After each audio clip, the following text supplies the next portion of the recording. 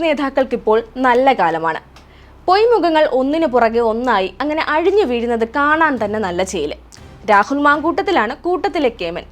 നിർബന്ധിത ഗർഭചിത്രത്തിന് പ്രേരിപ്പിക്കുന്ന സന്ദേശമയച്ച് ഫോൺ വിളിച്ച് ഭീഷണിപ്പെടുത്തി, സ്ത്രീകളെ സമൂഹ മാധ്യമങ്ങളിൽ പിന്തുടർന്ന് ശല്യപ്പെടുത്തി, സ്ത്രീകൾക്ക് മാനസിക വേദനയുണ്ടാക്കി തുടങ്ങി മാങ്കൂട്ടത്തിനെതിരെ കുറ്റങ്ങൾ നിരവധിയാണ്. പോരാത്തതിന് ജാതിയുടെ പേരിൽ വിവാഹ വാഗ്ദാനത്തിൽ നിന്ന് രാഹുൽ പിന്മാറിയെന്ന് കോൺഗ്രസ് മുൻ എംപിയുടെ മകൾ തന്നെ AICCക്ക് പരാതിയും നൽകിയിട്ടുണ്ട്. ഇപ്പോഴിതാ കോൺഗ്രസിൽ മറ്റൊരു ലൈംഗിക ആരോപണമാണ് ചർച്ചയാകുന്നത്. തൃശൂർ DCC ജനറൽ സെക്രട്ടറി ശോഭ സുബിനാണ് പ്രതിസ്ഥാനത്ത്. പരാതി നൽകിയതാകട്ടെ യൂത്ത് കോൺഗ്രസ് മുൻ സംസ്ഥാന ഭാരവാഹിയും. വ്യാജ അശ്ലീല വീഡിയോ പുറത്തിറക്കി അപമാനിച്ചുവെന്നാണ് വനിതാ നേതാവിന്റെ പരാതി.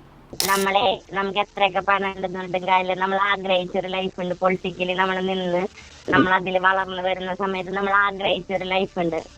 അതിപ്പോ ഈ ഗ്രൂപ്പിന്റെ ഒക്കെ പേരിൽ ഓരോരുത്തരുടെ താല്പര്യത്തിന്റെ പേരിൽ ഇങ്ങനെ കളഞ്ഞിരിക്കാന്ന് പറഞ്ഞു കഴിഞ്ഞാൽ അവര് നമ്മളോട് പറയണം, മാറി നിക്കണം, നീ എനിക്ക് വളരണമെങ്കിൽ നീ പറ്റൂല, അത് മാറി നിക്കണം എന്ന് മുഖത്ത് നോക്കി പറഞ്ഞാൽ ചിലപ്പോ ഞാൻ മാറി നിൽക്കും.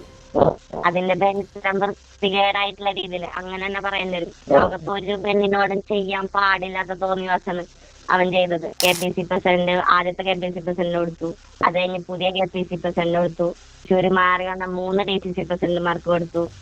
ഞാൻ പോവാത്ത സ്ഥലങ്ങളൊന്നുമില്ല.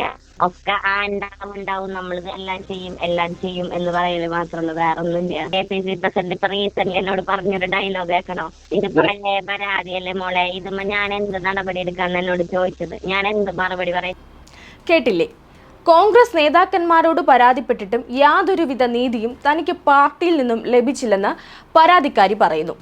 മാറി മാറി വന്ന KPCC അധ്യക്ഷന്മാർക്കെല്ലാം പരാതി നൽകിയിരുന്നു യുവതി. എന്നാൽ ആരും പരാതിയെ മുഖവിലക്കെടുക്കുവാൻ തയ്യാറായില്ല.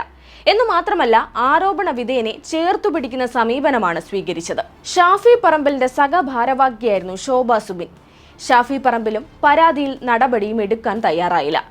TN Prathapan, M Liju, KP Anilkumar, VK Sreekandan തുടങ്ങിയവർക്കും പരാതി നൽകിയിട്ടും കാര്യമുണ്ടായില്ല.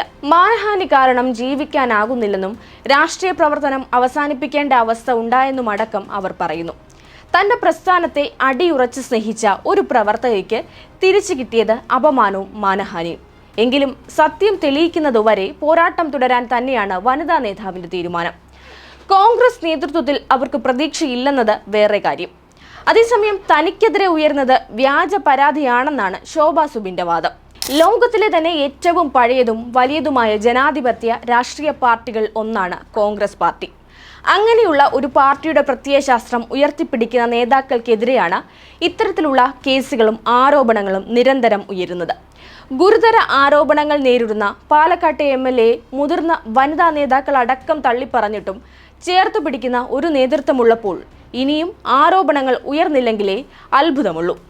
സ്ത്രീകൾക്കും യുവതികൾക്കും കയറി ചെല്ലാൻ പറ്റാത്ത ഒരിടമായി കോൺഗ്രസ് മാറുന്നത് ഏതായാലും ഒരു നല്ല കാഴ്ചയല്ല.